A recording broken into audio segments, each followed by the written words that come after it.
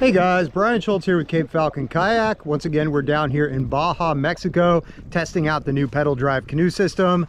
As always, if you don't know what that is, make sure you click the link up on the screen right now. That's going to take you to a video that talks all about the design history and the evolution of this particular watercraft. Also, if you don't know who I am, because you're new here, my name's Brian. I've been building skin-on frame boats for over 20 years. I offer online video courses and plan sets for how to build skin-on frame kayaks and canoes. Now, for today's mission, we're not actually going to be out fishing, surprisingly enough, or at least not exclusively fishing. The plan for today is to do a little bit of self-rescue practice in the skin-on frame Outrigger pedal drive canoe. So right now, Liz is back at camp because we forgot the pedal drive part of that equation. But in the meantime, I'm going to give you guys a quick tour of how the boat's set up right now. You can see here, we've got a skin-on frame canoe, and then we've got an inflatable outrigger attached over here. And this outrigger happens to be 9.5 inches in diameter and 14 feet long. This is just a prototype. The next version is going to look pretty different. And then as far as the catamaran attachment goes here, this is the Canoe catamaran system that I developed for my skin-on frame boats. It's attached to a outrigger right now, but this could just as easily be another canoe. And the thing that makes this system unique is that it's extremely strong, but it's also extremely flexible, which means that it can handle some pretty intense forces, which you're going to see here today. Now, coming back a little bit further, you can see we've got a couple seats here. Both of these fold up. And then over here on the side, we've got an 8.5 inch diameter by 6 foot long float that is strapped really tightly to the opposite gunnel of the outrigger. And the point of this is to give this side of the boat plenty of buoyancy. That way, if we need to turn the boat back upright, if we can get this resting on this float for 5 or 6 seconds, that's going to dump 90% of the water out of the canoe. And then it's pretty easy to get the rest out and also get back in the boat. You can see over here, I've got a bilge pump. This bilge pump is a piece of crap, honestly. I do not consider this an essential piece of rescue equipment because it's really hard to pump and it takes a long time. The Bexon ones are a little bit better than this. I just couldn't find mine when I was leaving the house. But still, pumping is never really a very viable solution for getting water out of anything but the cockpit of a bulkheaded kayak. This just happens to be my air pump for my sponson out there. We're not going to be using this today. We got a couple spare paddles, and then very importantly right here we have the baler. This is a critical piece of equipment. I've got this not tied in here, but this ball bungee here is tucked very tightly behind this strap, because if you don't have a baler, once you get the canoe back upright, you're not going to be able to get enough water out of it. And especially if you're in a sloppy sea state, there's a chance that you could just get overwhelmed again. This here is the drive box hole down here that you can see water sloshing in and out of. Liz is going to be back in just a second with a pedal drive. If you watched my other videos, you already know how that works. And coming to the back of the boat here, we've got the rudder. I don't know why that is an important piece of information right now, but I just thought I'd show you. Oh, and one last thing I forgot to show you guys up at the bow of the boat is the bow rope up here, which we're going to be using as the pole rope to be able to flip the boat back over. Now, this actually works a little bit easier if you have like an 8 or 9 foot length of cord in your PFD, but not something really thin that's going to bite into your hands. But I don't happen to have that right now, so we're just going to take advantage of the bow rope. And what that means is this needs to be very easily accessible. So I've got this behind a ball bungee. It's already on the side of the boat. I'm going to need it, and it's toward the front of the boat. So when this is underwater, I can just swim around. I can pull this whole loop out, and then I can use that to set up my pull rope so I can flip this back over. All right, so it looks like Liz is back with the pedal drive here. So I'm going to take off my glasses. And for the rest of this video, Liz is going to be doing the filming. Basically, she's going to try to swim next to me while I'm doing this whole demonstration and hold the camera above the water so it doesn't flood the microphone, so you can actually hear what I'm saying. As always, anytime you've got a PFD on, you want to make sure the bottom strap is uncomfortably tight. This keeps it from riding up over your chest while you're floating in the water. I just want you to know how much I don't want to get wet right now. I'm doing this for you guys. Okay, so pedal drive, Go ahead and put this in as soon as it's deep enough. And I do have some pins that I can put in here to lock this down so it can't fall out when it's upside down. But quite honestly, they're kind of a pain to deal with. So I usually just have a little tether here going over to somewhere on the boat.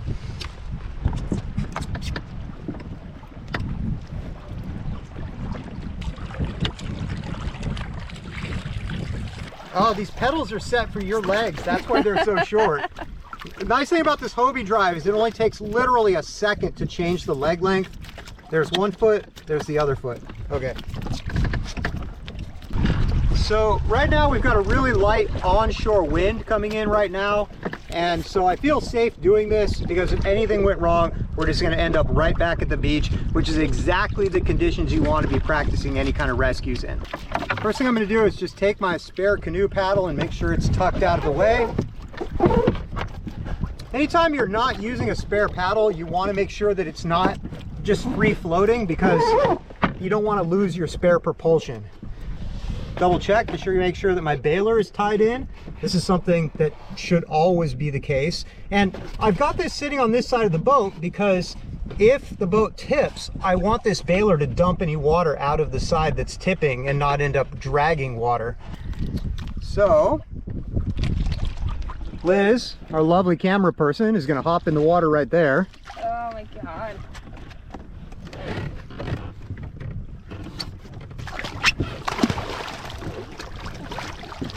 Okay, let me check, make sure there's no water spots on the camera. There is, so I'm gonna wipe them off. It's cold. Okay, try to keep the camera above the water. Okay. All right. Here we go, guys. Ugh.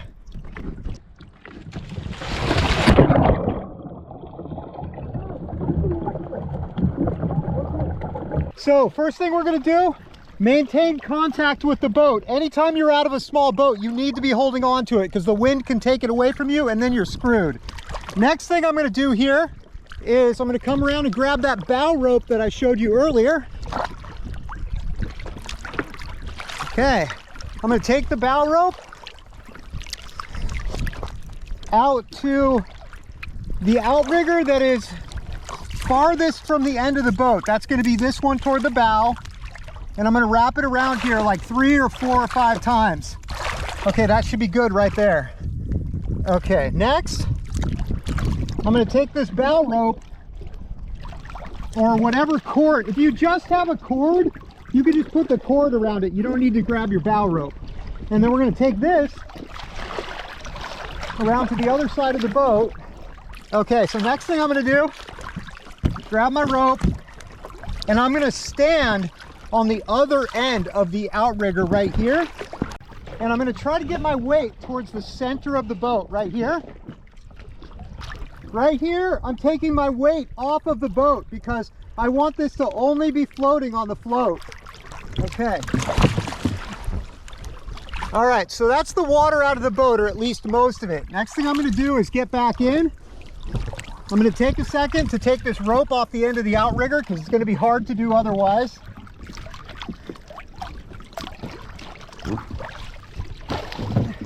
Now, at this point in any rescue, you need to be extra careful not to let go of the boat because if you let go of the boat, the wind is going to take it away from you in a second. Okay. So if this was a normal canoe right now that didn't have the outrigger, what I would do is I would potentially throw a dry bag full of water or a bucket or whatever over the opposite side to give me something to pull against while I pulled myself up into the boat. But because this is an outrigger, it's easy because it's a nice stable platform and we can just climb into it just like any swim platform. So I'm gonna get in first and bail out the water before Liz gets in, because if I do that, I can take advantage of the fact that the uneven weight of the canoe is gonna cause most of the water to go to one end where it's really easy to scoop out. So let's go in between the outriggers here.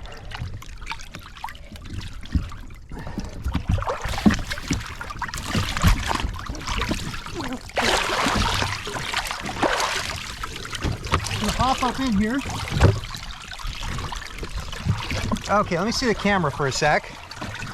Okay, so just to show you guys how much water is in this boat, it looks like a lot of water right now, but that's because most of the bow of the boat is out of the water. And the nice thing about me just being in here alone is I can scoop all this water out a lot easier than if Liz was in the other end. And she's also less likely to flood the boat if there was more water in it than this, if she's not in until it's completely empty. Also, just looking at the level of the water inside the drive box, some of you guys have been curious about this. You can see that after I got the water out, even without bailing, the level of the water inside the drive box is well below the flood level of the box, which is really important. And that is why it is critical to follow my instructions in the plan set for the weight recommendation and the sizing for the canoe, because if you overload one of these canoes and you get into this type of situation, you can flood through the drive box and then it's not going to be rescuable. Although you could also make a plug for this if you wanted to. It would just be an extra step. You'd have to take the drive out and plug it. So right now the boat is popping a wheelie and I'm leaning all the way to the back, because if I do that, it's super easy to just reach down in here and I get big scoops of water. Now, of course, if it was windy and there was a lot of waves right now, I would not be doing this because waves would be coming over the back of the boat. But because this is a calm rescue, it's pretty easy for me to get the water out.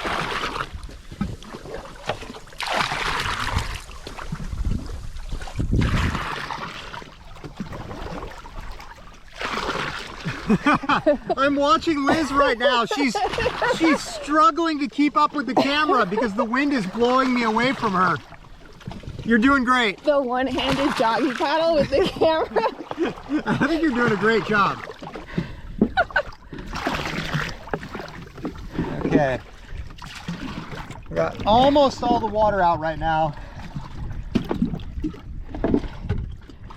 And like, if I was in a survival situation, guys, I wouldn't be casually bailing. I'd be, you know, really chucking it out of there. Okay, if I really wanted to, I could get the pump out right now, but I don't see any reason to because there's only about a quart of water left in the bottom of the boat. So Liz has been a champ throughout all of this. You are officially allowed to get back in the boat. Yay!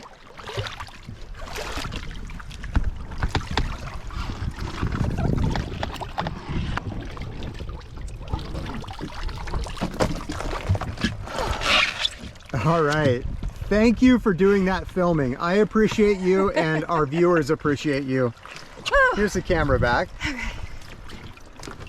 So that was, I mean, if we took out all the time I was talking to the camera and screwing around and bailing slowly, I could do that whole procedure start to finish in about 5 minutes, which is as long as any small boat rescue should take you if you want it to actually work for you in real life conditions.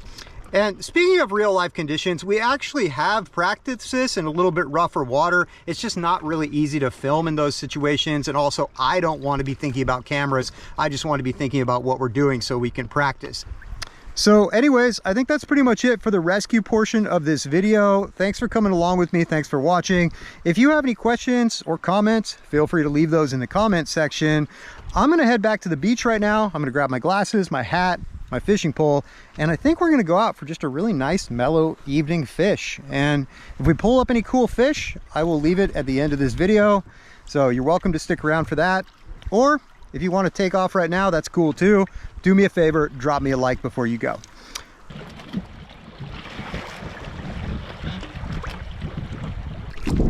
Okay, there we go.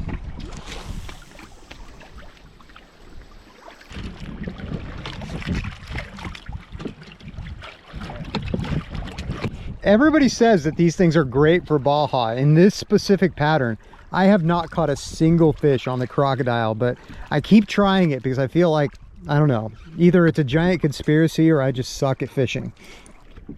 Well, you're not going to catch any fish if you don't cast it. Duh, I was just looking at the action. Get off my case, man.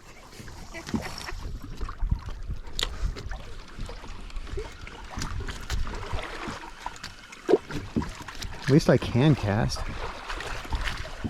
I mean, I was talking about in reference to my new... I was gonna say, I will flip this boat right over and take your iPhone and your fishing boat to the bottom of the sea. Oh! Oh, you got a fish? You got a fish? Yeah.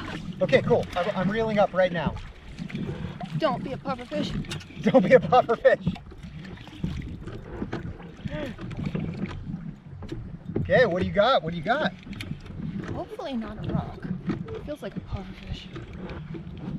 Oh, no, it's pulling. Keep tension on him. Keep tension on him. Don't lose tension on him. Don't lose tension on him. Reel down, pull back. Don't lose tension. Well, just shut up.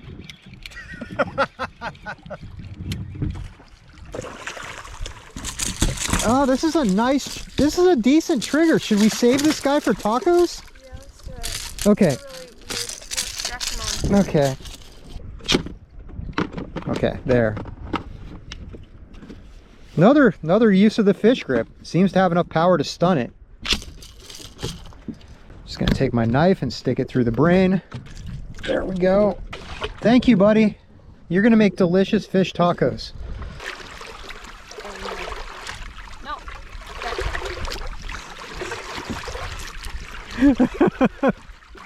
That's where our stuff is. Do not eat my hat. Okay guys, so we've been out on the water fishing for a little while after we did that rescue demonstration, and we come back and there's cows everywhere, and they're also like right where we left our stuff. So Liz is currently very concerned they're eating her hat. It's like it's stop.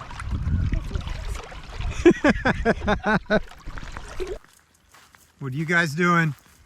Please don't be pooping on my stuff, or worse. I don't know, what are cows capable of? Oh my God, they're totally in our camp. That's the solar panel. Oh no. Oh no, what have they done to the camp? All right, let's survey the damage. Oh no. Okay, so they moved the tent. Did they step on the solar panel? I think they just knocked it They knocked over the solar panel. They knocked over the Starlink, but it's not damaged, I don't think. No, no. Oh no. There was one like here. At least we weren't gone for longer.